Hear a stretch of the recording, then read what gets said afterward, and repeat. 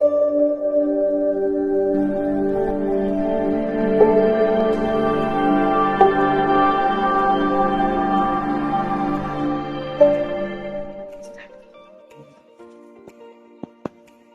चलिए बच्चे, आज हम अध्याय 2 पढ़ेंगे। क्या हमारे आसपास के पदार्थ शुद्ध हैं? Is matter around us pure? इस चैप्टर में हम शुद्ध और अशुद्ध के बारे में पढ़ेंगे। हम कैसे जान सकते हैं कि बाजार में खरीदा हुआ दूध, घी, मक्खन, नमक, मसाला, मिनरल, जल या जूस शुद्ध है? क्या आपने कभी इन खाने वाले पदार्थों के डिब्बे के ऊपर लिखे शुद्ध शब्द पर ध्यान दिया है? एक साधारण व्यक्ति के लिए शुद्ध का अर्थ होता है कि पदार्थ में कोई मिलावट ना हो, लेकिन वैज्ञानिक के लिए ये सभी वस्तुएं विभिन्न पदार्थों के मिश्रण है। यानी कि वैज्ञानिक ये कहते हैं कि जितने भी पदार्थ हैं इसमें किसी न किसी चीज की मिलावट होती है, पदार्थ शुद्ध नहीं है। उदाहरण के लिए दूध में जल, वसा, प्रोटीन आदि का मिश्रण है। जब एक वैज्ञानिक किसी पदार्थ को शुद्ध कहता है तो इसका तात्पर्य है कि उस पदार्थ में मौजूद सभी कण समान रासायनिक प्रकृति के हैं। एक शुद्ध पदार्थ एक ही प्रकार के कणों से मिलकर बना होता है। बच्चे यहाँ से अंडरलाइन कीजिए।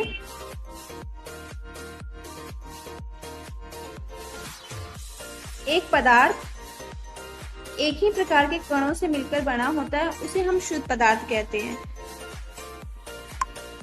जब हम अपने चारों ओर देख पाते हैं कि सभी पदार्थ दो या दो से अधिक शुद्ध अवयवों के मिलने से बने हैं, उदाहरण के लिए समुद्र का जल जैसे खनिज से बना है, मिट्टी और सभी मिश्रण है इसके अंदर। अब चलिए जानते हैं कि मिश्रण क्या है, यानी कि मिक्सचर क्या है। मिश्रण एक या एक से अधिक शुद्ध तत्वों तथा यौगिक से मिलकर बना होता है। हम जानते हैं कि जल घुले हुए सोडियम क्लोराइड को वाष्पीकृत या वाष्पन विधि द्वारा जल से अलग किया जा सकता है। यानी कि यहाँ पे ये बताया गया है कि मिश्रण क्या है, यानी कि एक से ज्यादा पदार्थ एक ही तत्व से ज्यादा मिलकर बना हुआ पदार्थ को मिश्रण कहते हैं।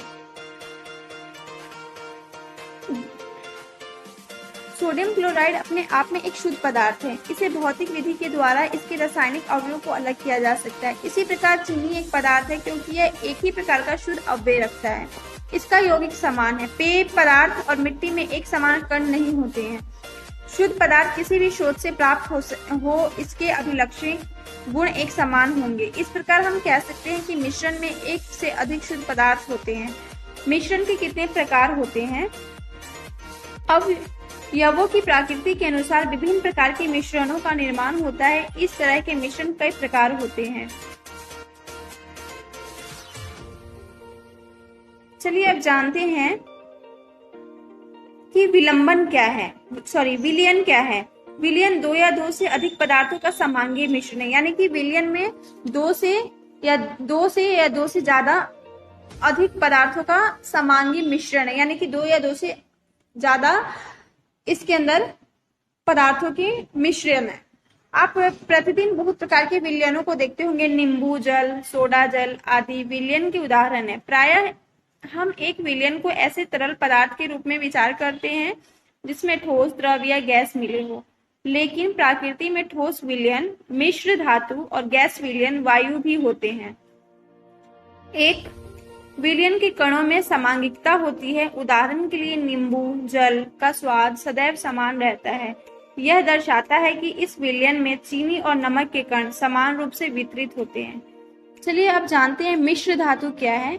ये धातुओं के समांगी मिश्रण होते हैं जिन्हें भौतिक क्रिया द्वारा अवयवों से अलग किया जा सकता है, लेकिन फिर भी मिश्र धातुओं का मिश्रण माना जाता है क्योंकि ये अपने घटकों के गुणों को दर्शाते हैं, अलग अलग संगठन रखते हैं। उदाहरण के लिए पीतल, जिंक और कॉपर का मिश्रण है। किसी विलयन के दो भागों विलायक और विलेय में बांटा जाता है। विलयन को कितने भागों में बांटा जाता है बच्चों? विलायक और विलेय में। विलयन का वह घटक जिनकी मात्रा दूसरे से अधिक होती है, जो दूसरे घटक को विलयन से मिलाता है उसे विलायक कहते हैं। यहाँ से अंडरलाइन कीजिए। जो दूसरे घटक को विलयन से मिलाता है उसे विलायक कहते हैं। विलयन का वह घटक जो कि विलायक में घुला होता है उसे हम विलेय कहते हैं। जैसे उदाहरण के लिए इन्होंने दिया है चीनी और जल का विलयन एक तरल घोल में ठोस का उदाहरण है। इसमें चीनी विलय है और जल विलायक है। आयोडीन और अल्कोहल का विलयन, जिसे टिंक्चर आयोडीन के नाम से जाना जाता है, इसमें आयोडीन विलय है और अल्कोहल विलायक है। वात युक्त पेय जैसे सोडा, जल, कॉक इत्यादि तरल विलयन में गैस के रूप में है। इनमें कार्बन डाइऑक्साइड गैस विलय और जल विलायक है। वायु गैस में गैस का विलयन है। यह मुख्यतः दो घटकों यानी ऑक्सीजन और नाइट्रोजन का समांगी मिश्रण है। नाइट्रोजन को वायु का विलायक कहा जाता है। यहाँ भी मार्क कीजिए, नाइट्रोजन को क्या कहा जाता है?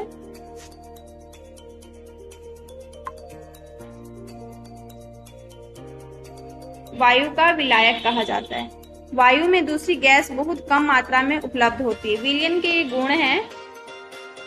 विलयन एक समांगी मिश्रण है, यहाँ भी अंडरलाइन कीजिए बच्चे। विलयन के कण व्यास में 1 nm से भी छोटे होते हैं, इसीलिए वे आंखों से नहीं देखे जा सकते हैं।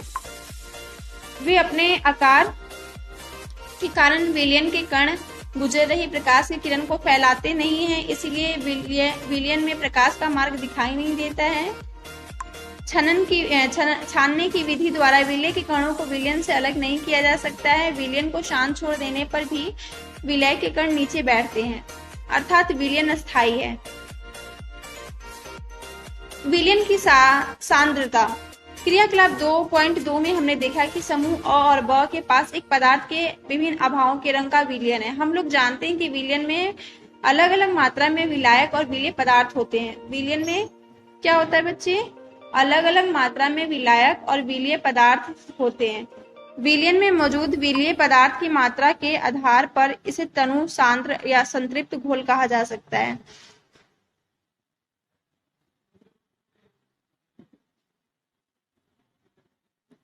क्या किसी दिए गए ताप पर चीनी, नमक अथवा बोरियम क्लोराइड की जल में घोली गई मात्राएं बराबर हैं? किसी निश्चित तापमान पर उतना ही विलय पदार्थ घुल सकता है जितनी की विलयन की क्षमता होती है। दूसरे शब्दों में, दिए गए निश्चित तापमान पर यदि विलयन में विलय पदार्थ नहीं घुलता है तो उसे संतृप्त विलयन कहते हैं। मार्क कीजिए यहाँ पे, संतृप्त विलयन किसे कहते हैं?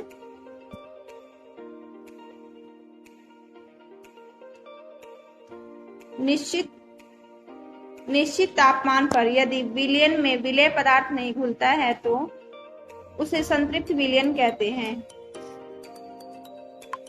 विलय पदार्थ की वह मात्रा जो इस ताप पर संतृप्त विलयन में उपस्थित है उसकी घुलनशीलता कहलाती है। यदि एक विलयन में विलय पदार्थ की मात्रा संतृप्तता से कम है तो इसे असंतृप्त विलयन भी कहा जाता है। मार्क कीजिए यहाँ से।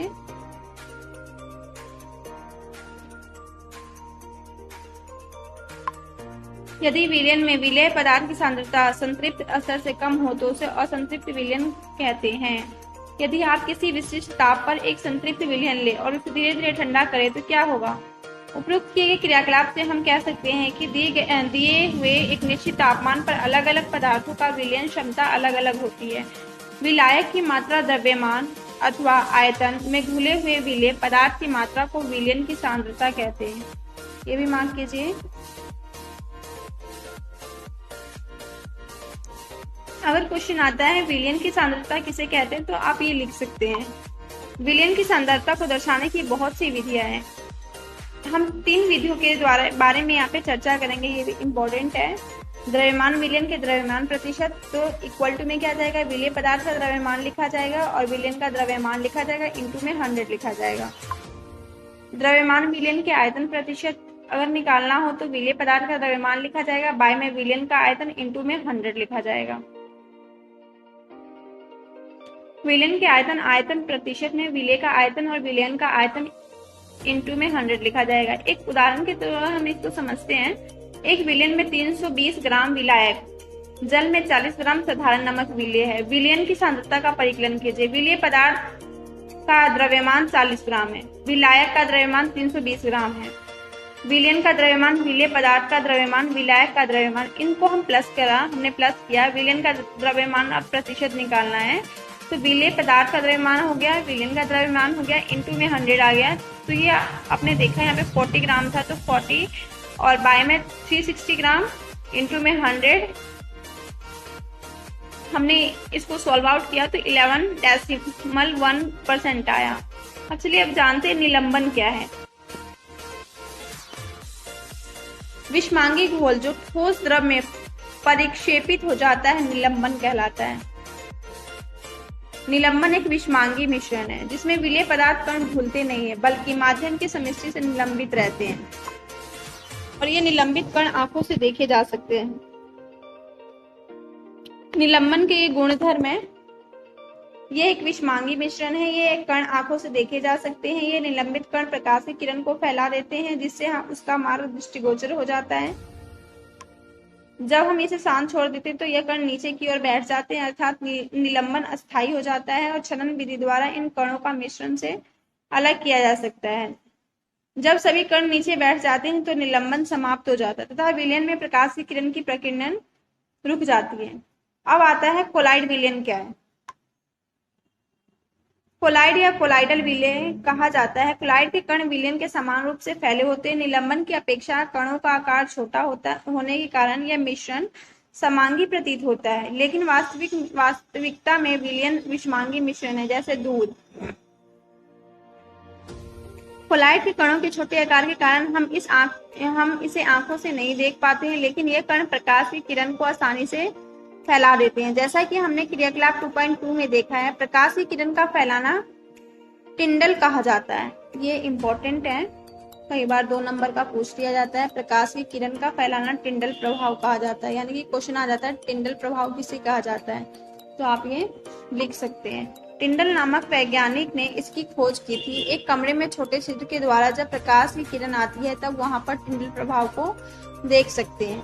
क्या कमरे में मौजूद धूल और कार्बन के कणों द्वारा प्रकाश के फैलने के कारण होता है। जब एक घने जंगल में आच्छादन से सूर्य की किरण गुजरती है वहां हम टिंडल प्रभाव को देख सकते हैं।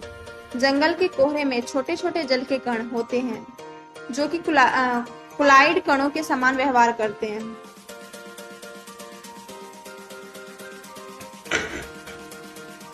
कोलाइड के गुण धर्म क्या होता है। यह एक विषमांगी मिश्रण है। कोलाइड के कणों का आकार इतना छोटा होता है कि इसको अलग रूप में आंखों से नहीं देखे जा सकते। ये इतने बड़े होते हैं कि प्रकाश की किरण को फैलाते हैं तथा उसके मार्ग को दृश्य बनाता है। जब इनको शांत छोड़ दिया जाता है तब वे कण के तल पर बैठते हैं अर्थात ये स्थायी होते हैं। ये छनन विधि द्वारा मिश्रण से अलग नहीं किया जा सकता किंतु एक विशेष विधि अपकेंद्रीकरण तकनीक द्वारा इसको अलग कर सकते हैं। कोलाइडल विलयन परिक्षेपित प्रवस्था और परिक्षेपण माध्यम से बनता है। विलय पदार्थ की तरह का घटक परिक्षेपित कण जो कोलाइडल रूप में रहता है उसे परिक्षेपित प्रवस्था कहते हैं। वह घटक जिसमें परिक्षेपित प्रवस्था निलंबित रहता है उसे परिक्षेपण माध्यम कहते हैं। ये मार्क कीजिए।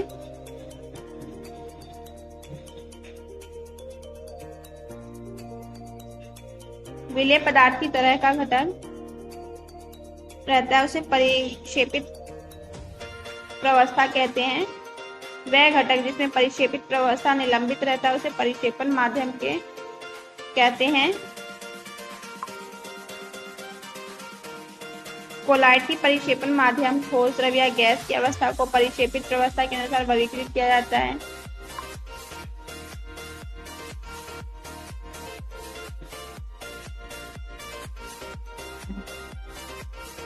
चलिए अब जानते हैं मिश्रण के घटकों को अलग कैसे कर सकते हैं। हम पढ़ चुके हैं कि प्राकृतिक पदार्थ रासायनिक तौर पर शुद्ध नहीं होते हैं। मिश्रण के घटकों को अलग करने के लिए विभिन्न प्रकार की विधियां प्रयोग में लाई जाती है। अलग करने से मिश्रण के प्रत्येक घटक के बारे में हमें जानकारी मिलेगा। विषमांगी मिश्रण को साधारण भौतिक द्वारा अलग किया जा सकता है। माफ कीजिए, इसको विषमांगी मिश्रण को कैसे भौतिक क्रिया के द्वारा इसको अलग कर सकते हैं, जैसे हाथ से चुनकर, छन्नी से छानकर, जो हम प्रतिदिन व्यवहार में लाते हैं। कभी कभी मिश्रण से घटकों को अलग करने के लिए विशेष तकनीकों का प्रयोग में लाया जाता है। रंग वाले घटक को नीले अथवा काले रंग की स्याही को कैसे अलग कर सकते हैं।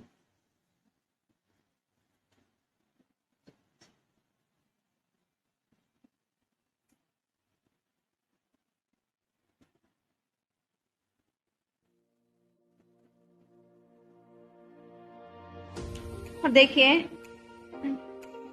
वॉच ग्लास में परिवर्तन परिवर्तन नहीं दिखता है तब हम उसे गर्म करना बंद कर देते हैं। इसे ध्यान से देखिए, वास्तव में ये स्याही है, वॉश ग्लास है, बीकर है और ये जल है।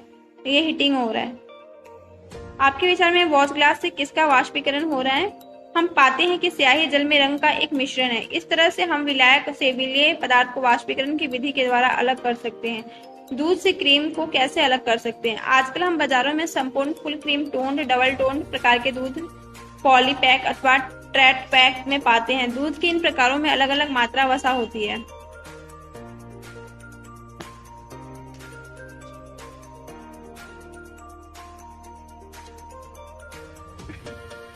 दूध को मथने पे आपने क्या देखा? दूध में क्रीम का पृथक्करण कैसे करते? कभी कभी द्रव में मौजूद ठोस कण इतने छोटे होते हैं कि ये छानक पत्र से बाहर निकल आते हैं। इन कणों को अलग करने के लिए छानन विधि का प्रयोग नहीं किया जाता है। इसे ऐसे मिश्रणों को अपकेंद्रण के द्वारा अलग किया जाता है। इस सिद्धांत के आधार पर जब इसे तेजी से घुमाया जाता है तब भारी कण नीचे बैठ जाते हैं और हल्के कण ऊपर रह जाते हैं।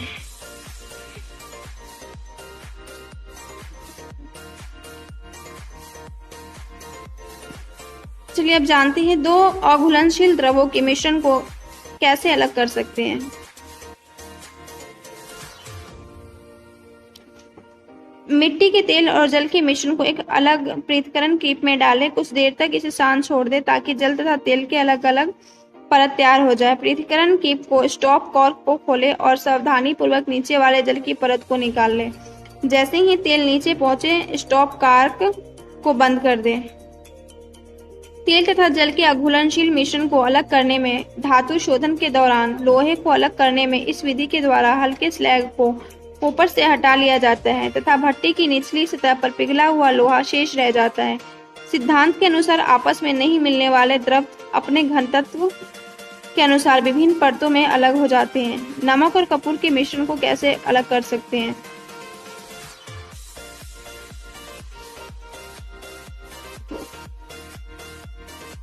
चलिए जानते हैं नमक और कपूर को अलग कैसे कर सकते हैं।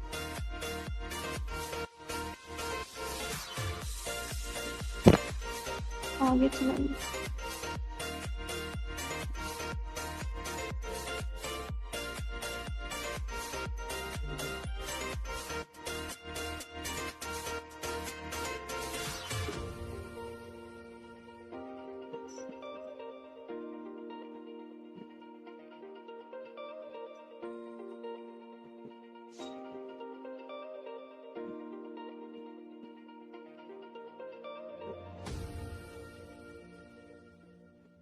ये देखिए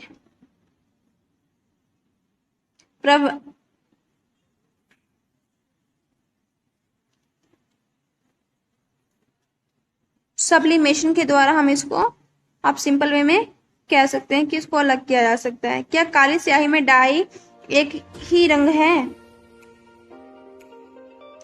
जो स्याही हमने प्रयोग की उसमें जल विलायक के रूप में है तथा डाई विलेय के रूप में है। जैसे ही जल छानक पात्र पर ऊपर की दिशा की ओर जाता है तो यह डाई के कणों को भी अपने साथ ले लेता है। प्रायः डाई दो या दो से अधिक रंगों का मिश्रण होता है। रंग वाला घटक जो कि जल में अधिक घुलनशील है तेजी से ऊपर उठता है और इस प्रकार के रंगों को अलग कर संभव हो जाता है। मिश्रण में घटकों को अलग करने की इस विधि को क्रोमेटोग्राफी कहते हैं। क्या कहते हैं इसे? मार्क कीजिए। ग्रीक में क्रोमा का अर्थ रंग होता है। इस विधि से सबसे पहले रंगों को अलग करने में प्रयोग किया गया था, इसलिए इसको क्रोमेटोग्राफी, इसका नाम क्रोमेटोग्राफी पड़ा।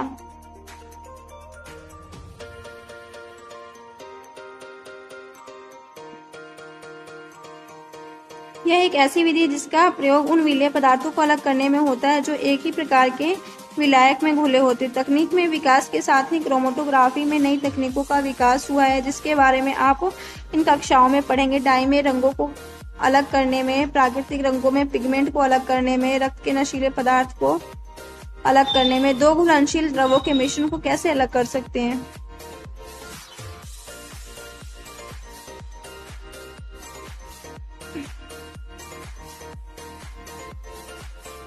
मिश्रण को धीरे धीरे गर्म करके सावधानी पूर्वक थर्मामीटर का अवलोकन करें। एसीटोन वाष्पीकृत हो जाता है और संघनित होकर संघनक द्वारा बाहर निकलने पर इस बर्तन में इकट्ठा हो जाता है। जल आश्वासन फ्लास्क में शेष रह जाता है, यानी कि बच जाता है। इस विधि को हम बच्चे क्या कहेंगे? आश्वासन विधि कहेंगे। इसका उपयोग वैसे मिश्रण को अलग करने में किया जाता है। अगर क्वेश्चन आता है सपोज कि मिश्रण को अलग कैसे किया जाता है, तो आप लिख सकते हैं आश्वासन विधि द्वारा मिश्रण को अलग किया जा सकता है। जो विघटित हुए बिना उबलते हैं तथा जिनके घटकों में के क्वथनांकों के मध्य अधिक अंतराल होता है, 2 या 2 से अधिक घुलनशील द्रवों जिनके क्वथनांक का अंतर 25 के से कम होता है, के मिश्रण को अलग करने के लिए प्रभाजी आश्वासन विधि का प्रयोग किया जाता है। उदाहरण के लिए वायु से विभिन्न गैसों का अलग करना तथा पेट्रोलियम उत्पादों से विभिन्न घटकों का अलग करना। इसका उपकरण साधारण आश्वासन विधि के समान ही होता है। केवल आश्वासन फ्लास्क और संघनक के बीच एक प्रभाजी स्तंभ का प्रयोग किया जाता है। साधारण प्रभाजी स्तंभ एक नली होती है जो कि शीशे के गुटकों से भरी होती है। ये गुटके वाष्प को ठंडा और संघनित होने के लिए सतह प्रदान करते हैं। वायु से गैसों को कैसे प्राप्त कर सकते हैं? वायु एक समांगी मिश्रण है तथा इसके घटकों को प्रभाजी आश्वासन के द्वारा अलग किया जा सकता है। ये वायु भी इसके द्वारा अलग हो सकता है, आश्वासन विधि के द्वारा इसको अलग किया जा सकता है। समझिए बच्चे, यदि हम वायु से ऑक्सीजन गैस को प्राप्त करना चाहते हैं तो हमें वायु में उपस्थित दूसरी गैस को अलग करना होगा। द्रव वायु प्राप्त करने के लिए पहले वायु पर दबाव बढ़ाया जाता है। समझ में आया? अगर वायु से हमें ऑक्सीजन चाहिए होता है, सबसे पहले हमें क्या करना पड़ेगा? उसमें जो दूसरा गैस है उसको हमें अलग करना पड़ेगा। द्रव वायु प्राप्त करने के लिए पहले वायु पर दबाव बढ़ाया जाता है और फिर ताप को घटाकर उसे ठंडा कर संपीड़ित किया जाता है। इस द्रवित गैस को प्रभाजी आश्वासन स्तंभ में धीरे धीरे गर्म किया जाता है, जहां सभी गैस विभिन्न ऊंचाइयों पर अपने क्वथनांक के अनुसार अलग हो जाती है। निम्नलिखित के उत्तर दें।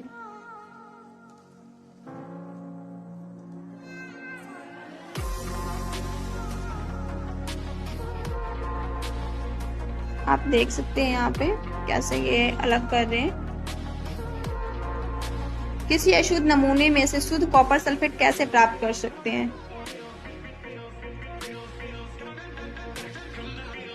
साथ कई पृथक करने वाली विधियों का आविष्कार हो चुका है। शहरों में जलघर से पीने योग्य जल की आपूर्ति की जाती है। जलघर का एक रेखा चित्र 2.13 में दर्शाया गया है। जलघर में अपने घर में प्राप्त होने वाले पेयजल के विभिन्न चरणों पर अपनी कक्षा में चर्चा करें। क्रिस्टलीकरण विधि का प्रयोग ठोस पदार्थों को शुद्ध करने में किया जाता है। समझ में आया? ये मार्क कीजिए। उदाहरण के लिए समुद्री जल से नमक हम प्राप्त करते हैं। कैसे करते हैं? तो क्रिस्टलीकरण विधि के द्वारा हम करते हैं। इन अशुद्धियों को दूर करने के लिए क्रिस्टलीकरण विधि का उपयोग किया जाता है। क्रिस्टलीकरण विधि वह विधि है जिसके द्वारा क्रिस्टल के रूप में शुद्ध ठोस का विलयन से अलग किया जाता है। क्रिस्टलीकरण विधि साधारण वाष्पीकरण विधि से निम्न कारणों में उत्तम होती है। कुछ ठोस विघटित हो जाते हैं या कुछ चीनी के समान गर्म करने पर झुलस जाते हैं। छानने के पश्चात अशुद्ध विलेय पदार्थ को विलायक में घोलने पर विलयन में कुछ अशुद्धियां रह सकती है। वाष्पीकरण होने पर यह अशुद्धियां ठोस को दूषित कर सकती है। समुद्री जल द्वारा प्राप्त नमक को शुद्ध करने में, शुद्ध नमूने से फिटकरी को अलग करने में, इस प्रकार मिश्रण की प्रकृति के अनुसार ऊपर दी गई विधियों में से किसी का प्रयोग कर हम शुद्ध पदार्थ प्राप्त कर सकते हैं। तकनीकों में विकास के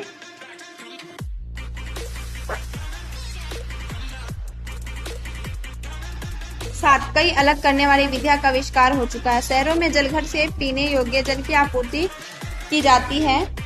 जलघर का रेखा में दर्शाया गया है। जलघर से अपने घर में प्राप्त होने वाले पेयजल के विभिन्न चरणों पर अपनी कक्षा में चर्चा करेंगे।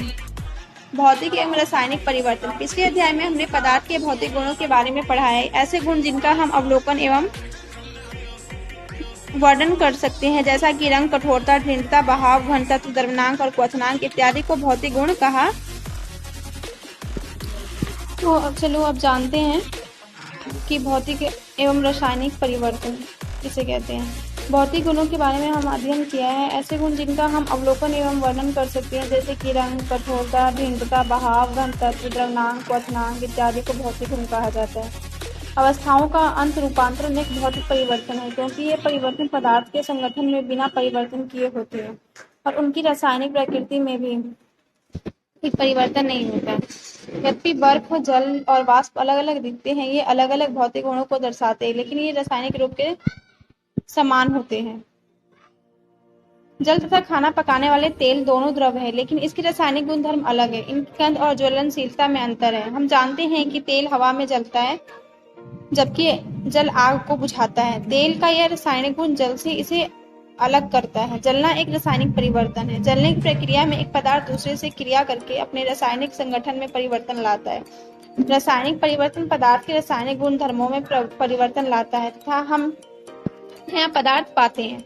रासायनिक परिवर्तन को रासायनिक प्रतिक्रिया भी कहा जाता है। मोमबत्ती के जलने की प्रक्रिया में भौतिक एवं रासायनिक दोनों परिवर्तन होते हैं। क्या आप इनकी पहचान कर सकते हैं?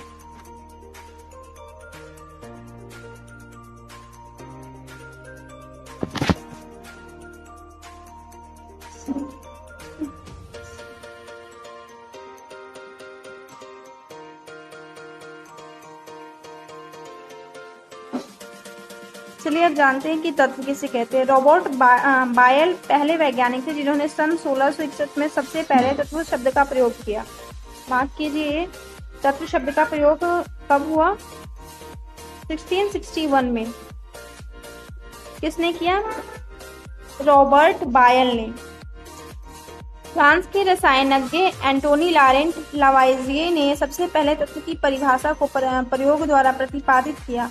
उनके अनुसार तत्व पदार्थ का वह मूल रूप है जिसे रासायनिक प्रतिक्रिया के द्वारा अन्य सरल पदार्थों में विभाजित नहीं किया जा सकता है। तत्वों का साधारणतया धातु, अधातु तथा उपधातु में वर्गीकृत किया जा सकता है। धातुएं प्रायः दिए हुए निम्न गुणधर्मों में से सभी को या कुछ को प्रदर्शित करती है। ये चमकीली होती है, ये चांदी जैसा सफेद या सोने की तरह पीले रंग की होती है, यह ताप तथा विद्युत की सुचालक होती है, ये तन्य होती है और इनके तार के रूप में खींचा जा सकता है। यह आघातवर्धक होती है, इनको पीटकर महीन चादरों में ढाला जा सकता है। सोना, चांदी, तांबा, लोहा, सोडियम, पोटेशियम इत्यादि धातु के उदाहरण है। पारा धातु होते हुए भी कमरे के तापमान पर द्रव है। अधातुएं दिए गए निम्न गुणों में से प्रायः कुछ को यह सभी प्रदर्शित करती है। ये विभिन्न रंगों की होती है, ये ताप और विद्युत की कुचालक होती है, ये चमकीली, प्रतिध्वनि पूर्ण और आघातवर्धक नहीं होती। ऑक्सीजन, हाइड्रोजन, आयोडीन, कार्बन, कोल, कोक, ब्रोमीन, क्लोराइड इत्यादि अधातुओं के उदाहरण हैं। कुछ तत्व धातु और अधातु के बीच के गुणों को दर्शाते हैं, जिन्हें उपधातु कहा जाता है, जैसे बोरोन, सिलिकॉन, जर्मेनियम इत्यादि। शुद्ध के पदार्थों के क्या प्रकार हैं? पदार्थों को अनेक रासायनिक संगठनों के आधार पर तत्वों या यौगिक में वर्गीकृत किया जाता है। जो अभी हमने पढ़ा है तत्व के बारे में।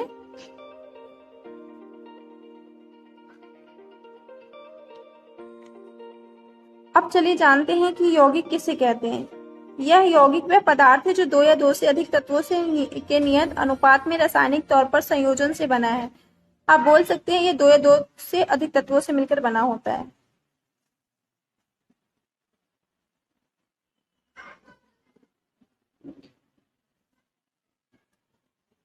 मिश्रण और यौगिक में क्या अंतर है, आप बता सकते हैं। तत्व या यौगिक केवल मिश्रण बनाने के लिए मिलते हैं, किंतु किसी नए यौगिक का निर्माण नहीं करते। मिश्रण का संगठन परिवर्तनीय होता है। मिश्रण उसमें उपस्थित घटकों के गुणधर्मों को दर्शाता है। घटकों को भौतिक विधियों द्वारा सुगमता से अलग किया जा सकता है। यौगिक तत्वों क्रिया करके नए यौगिक का निर्माण करते हैं। नए पदार्थ का संगठन सदैव अस्थायी होता है। नए पदार्थ गुणधर्म पूरी तरह से अलग होती है।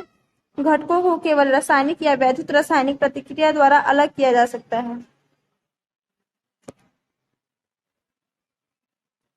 देखिए, सबसे पहले हम जानेंगे जो हमने चैप्टर फर्स्ट में पढ़ा कि पदार्थ क्या है।